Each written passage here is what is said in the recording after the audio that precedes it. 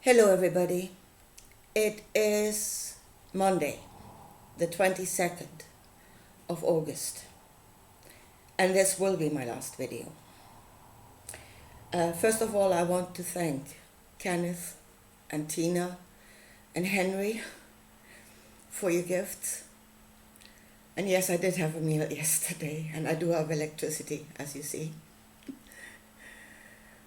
And I have thought of a way for myself, although that will take a little bit of time. I will talk about that in the end. So if anybody, for at least the next while, can still help me, please do it. Now, I'm making this last video because I felt that when I finished up in my last one, I left the whole thing hanging up in the air.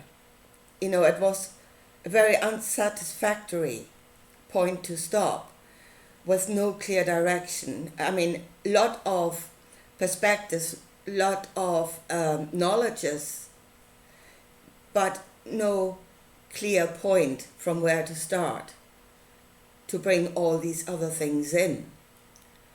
And as I said, no way. How do we do this? And how do we do this? Not me, we. So, no starting point. So here is the starting point, and here is the spell that needs to be broken before all these other thoughts of, thoughts about emotions, thoughts about compassion, thoughts about fear, before you can bring them in, you need to break the overriding spell. And that is the spell of one. And that is the spell that humanity has been under. And that is actually the gospel in that book. It is the spell of one. And that needs to be broken before anything else can happen. So there is the way in. There is where you open eyes. So it is the thinking of one, which is not, as we come to realize, this reality actually is, or what we are. Creator, the whole, is all possibilities. It creates parts that contain their own possibilities. Earth is a possibility, which contains and sustains many other possibilities. Nature, the animal kingdom, us. And each of those parts, again, contain possibilities, and they can change into other possibilities. They can change themselves. Slowly, but they do it. So, and the more conscious possibility is, the more it is capable of independent thought, and the more emotions it is capable of to give energy to those thoughts, the more possibilities it is. So we are lots of possibilities, each and every one of us. We're not infinite. Again, there you've been shot into infinity and beyond. Don't go there. Stay anchored in what is, but you are more than one possibility. But this is where the one that wants to rule over, the one that has to have dominion, is subduing your nature.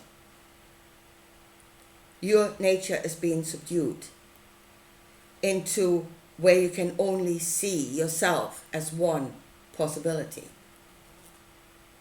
That is where your thoughts are being driven into tunnel vision, where you're being driven into just one emotion, fear or compassion or whatever. You are not the fullness of your possibilities. You're being subdued. And that is the only way the one can rule over you. Not because it's greater than you, but because it makes you into less than what you actually are. Yeah? And this thought has been in this world for a lot longer than the Bible. Yeah, the Jews were not the beginning, by no means. This world is older than 6,000 years. It has been, you can trace it back to Sumeria, and you have the Sumerian kings lists, which go back thousands of years. So this has been here forever. The spell of one has been here forever. And under this spell, when we are under the spell, we've built empires for the one. And we've slaved in those empires, and we've been tortured in those empires, and we've been killed in those empires. And we have tortured and killed each other in the name of our empires. And at some point, they break down. They always do. Because this thought is against what reality actually is. So they break down, and we are being left helpless. This thought is the abomination that causes desolation. It's not a man. We're talking spiritual. It's not a form. It's a thought. It's a thought energy. That is the abomination. And it leaves us in desolation whilst we are in those empires, and we're complete desolation once they come down. Because we were kept as children on a minimum of knowledge and of absolutely no awareness that we have more possibilities than the one that we've been driven into. And the one we've been driven into can only function in the structure that was there. So when the structure's gone, even that one possibility is no good anymore. So there we are, in desolation. And what were we looking for? The one. We are looking for the next one that will come and that will feed us and that will dry our tears and that will give us the beautiful opportunity to put meaning to our lives by building another empire in which we can do it all again. That's what's happening at this moment. Yeah? And if you say nothing to anybody but this one thing, when they come to you and say about the new world order, yeah, and that is a deception in itself, then tell them they're not building a new order. The order is not going to change. The order has not changed for forever. It is always the same order. The only thing that will change is who is going to be the one to rule over this thing. Who is the one that will then put again everybody under the rod of iron until you become one possibility that will serve in that structure? Where you be put under the rod of iron, your nature, your true nature will be subdued again until you become one possibility and you believe yourself to be that possibility. And there is no other way. And there's nothing else I can be. I must be this.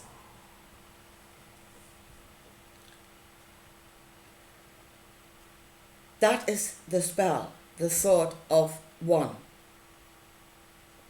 Yeah, and not break the spell to the point of you are everything. No. You are restricted, but you're more than one. So don't let them fly off into infinity. Keep them down on earth. We're not to go up that far. And anyway, you are being ruled over by kingship, through kingship, and through priesthood. And whilst what is happening at the moment, and people wake up and they see it in the political structure, they see the pyramids, the onenesses, that do according to themselves and to hell with everything else. They see it in this world in kingship. But whilst they're seeing it here and they're fighting it here, billions, absolute billions, will go into places of worship. Yeah? Where they will worship the thought of the one as their God. and they do not make the connection between one and the other.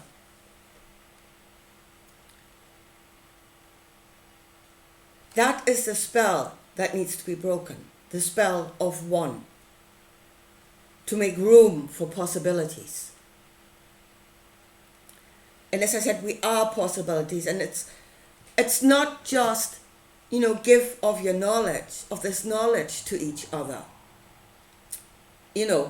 Open their eyes to the truth of possibilities, away from the spell of the one. But it's also, you have knowledge in you, practical knowledge that we can give to each other. Knowledge that that we have not used when we were Ethel on the checkouts, because it wasn't needed there. But there's knowledge within us that once it's free, we can give to each other and we can help each other in practical ways, not just preaching. Anyway, my friend sent me a video where a woman was talking about mental illness, about bipolar disease and schizophrenia. And she defined it as a person that's suffering, that is unable to function within the agreed upon reality. And that is being called a disease, a disorder. You are no longer in the order. But if your order was wrong from the start, if this whole thing is not according to your nature, and it is causing you illness in that order, then getting out of it is actually not creating disorder, but starting to create order. Of course, the one will not allow that. For the one, anything that is individual is disorder. It doesn't function within its own order, where it has control over it. So, but once you get out of the order, you are at a moment, and this is where we must really look out, where you are completely disorientated. You're coming out of one order and you are being confronted with, well, first of all, what do I do now? And then possibilities. And that is the moment where you should not fly out into space, but where you should be grounded. Yeah, other possibilities, yeah, but not way out there. So this is what we must people see. The spell of one, and how it is against their nature and how it is against creation. How it does not reflect the reality of creation, which is possibilities. So now the way. And that's the other thing I didn't have, because I was sitting here saying, what do I do with this? And again, I asked the wrong question. Yeah, you're looking for the one, you're asking the wrong question. I is asking the wrong question. It is, what do we do with this? Because if you see this as your truth, if you see that as truth within you, then you are responsible for that truth every bit as much as I am. And it is not for me to be the one. Again, I should not become what it is I'm railing against. So that is not the way. But how do we spread this? How do we take responsibility for that truth if we see it and we know it? And how do we spread it? I keep having this reoccurring dream, and I see it so often, and it is the picture of the turtles that come out of the sand and then run toward the sea, and then the seagulls come and pick them off and they eat them. So it is a new thought that is being born and that is running toward the sea, toward all, to give it to all. And the seagulls will come and pick them off, and they will eat that knowledge. They will eat that knowledge before it reaches all. And they will use that knowledge again to strengthen the structure of one. And I was thinking, this has happened so often, time and time again. And I was thinking, in the olden times, the turtles were extremely slow. Yeah, the knowledge would spread extremely slow. It would have to go from person to person, or you write it in a letter, which might take days or weeks or maybe even months to reach its destination. So I thought, right, we have the internet. Yeah, we can spread this within days, maybe. So share. But I can see the problem with that. I'm actually not doing it myself, other than speaking here. I would not take this thought and put myself on a soapbox in my town here. I'd be surrounded by Bible-believing Christians and I most likely get stoned. You know? So that is not wisdom. And if you share it, you know, like broad spectrum with all, it's a bit like carpet bombing, indiscriminate carpet bombing. You might hit some targets, but you hit a lot of things that you don't want to hit. And that is exactly those that cannot see. And it's not their fault. Some of us wake up sooner than others, but some of us were a lot less indoctrinated to start with, which is why it's easier for us. Yeah? So they cannot see, and you will hurt them. What you're saying to them will hurt them, and out of the hurt, they will come and hurt you. So that is a reality that you have to deal with. So that is not the way. So, but then I thought, what then? And it's not all or nothing. Again, there's a thinking we're being driven into, all or nothing. So if you cannot give it to all, you can't give it at all. And that's not true. And it is what we were actually taught. Because some of the things, I say you have to discern what is actually truth, what it is you should or shouldn't do, and what you've been taught in the Bible. And you've been taught, give it to those who have eyes to see and ears to hear, those that are ready to receive this message. They have not seen it yet, but they're ready to see it. They're good and ready, then give it to them. Yeah? And it says, be wise as serpents, but harmless as doves. Wise as serpent, give it to those that have eyes to see, that are ready to receive. And do no harm, do not hurt those that are just not there yet. So, and then if you take this truth and give it to just one other or two other persons that are ready to receive it, that are already looking for something, yeah, they're awake, they're looking, give it to them. Break the spell of one inside of them. Give them a different perspective of possibilities. Not all possibilities, but the possibilities that are contained within them, and that's more than one. So break that spell in them, and then tell them, if you know somebody else who's already looking, break the spell in them. And that way, you give it maybe to two, they give it to, and that is the way you build up numbers, without creating conflict. Because you're going the way of those that are ready already. But that is what we must do. That is what you must do. I am not the one, and I cannot take it everywhere. I mean, I have bemoaned before the fact that my channel is so small, but in a way it was a good thing, because it means the seagulls haven't actually spotted it yet. But one day they will. It's only a matter of time, and then it will be gone.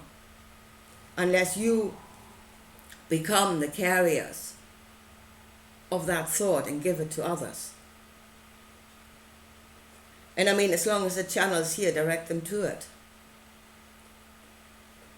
To add to, add more detail to this entire thought. So that is the way. So as for myself, and as I said, I've been thinking, what do I do for myself?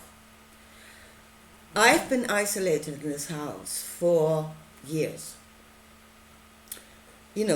Doing just my job here.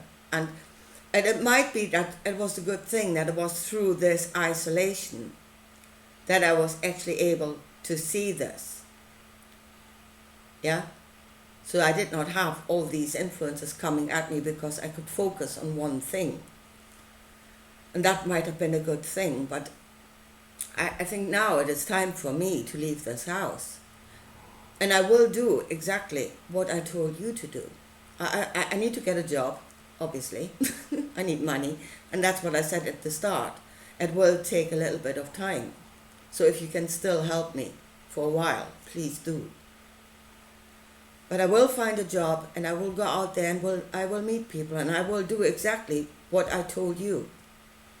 If I see somebody whose eyes have opened, I'm not opening eyes, but I'm going to those whose eyes have opened and that are trying to figure out what is actually happening and break the spell in them, the spell of one,